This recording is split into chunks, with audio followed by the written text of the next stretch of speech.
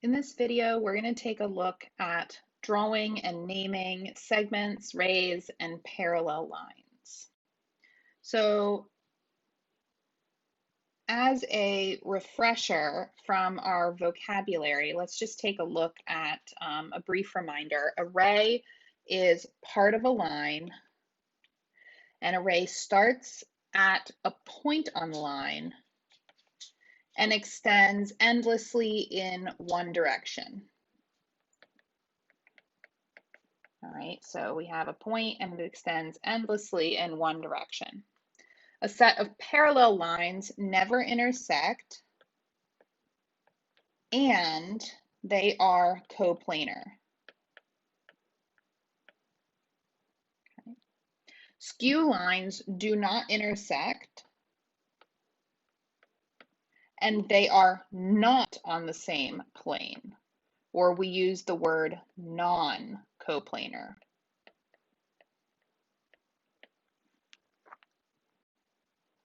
So when we are naming some objects, we just want to make sure that we're using the appropriate notation. So this first object in A is actually a line, and it asks us to name it in two different ways. So this is a line.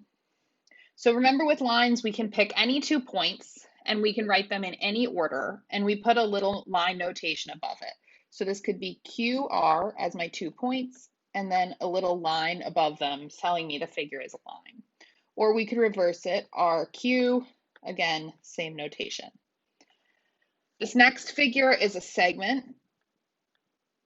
It's named very similarly to a line using any 2 points. Excuse me, not any 2 points, using the end points. So here we use the end points. All right. And so we can name this ST, and we just put a segment above it. It doesn't have to have dots on it for endpoints. Or we can flip those and name it TS. Okay. So next up, it wants us to name these different figures. Okay.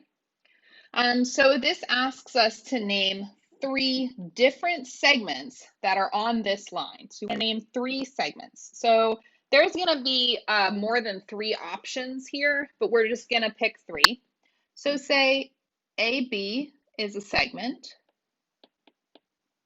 All right. BC also happens to be a segment. Make sure you have your segment notation, so I'll put that there. And then another segment on here happens to be this larger one, AC. Now remember, you could flip those around, so segment AB could be segment BA.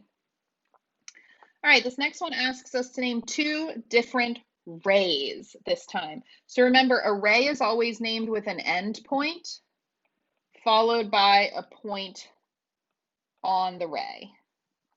Okay, so always starting with an end point. So if I'm naming this ray, I could name this ray D, and the ray goes through E. So I could name this DE with little ray notation, or to name the same ray, it still starts at D and it goes through F. So DF. You can see each time I still traced the same ray. It's just, it went through a different point further down the ray. So the figure on the right here, as far as labeling parallel lines, shows the correct way to label parallel lines. So we want to make sure that we have these arrows on the lines indicating that they are parallel.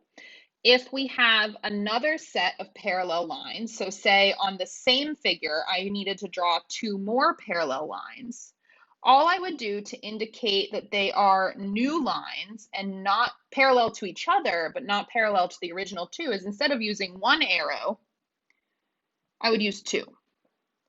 So now this shows that these lines are parallel to each other, but not the other 2, because they have a different number of arrows on them. So let's try to draw a figure that includes some parallel lines. It says, in the space provided below, construct and label your own set of 3 parallel lines. So first step is we want to draw 3 lines that appear parallel. And you can draw them in any direction you want as long as they're consistent because they're supposed to be parallel. Now it asks us to label them, so that means we need points, 2 points on each line, accompanied by letters. And we'll make this one EF. Okay, and then to indicate that these lines are parallel to each other, I can give each of them 1 arrow each. And now we have labeled those 3 parallel lines accurately.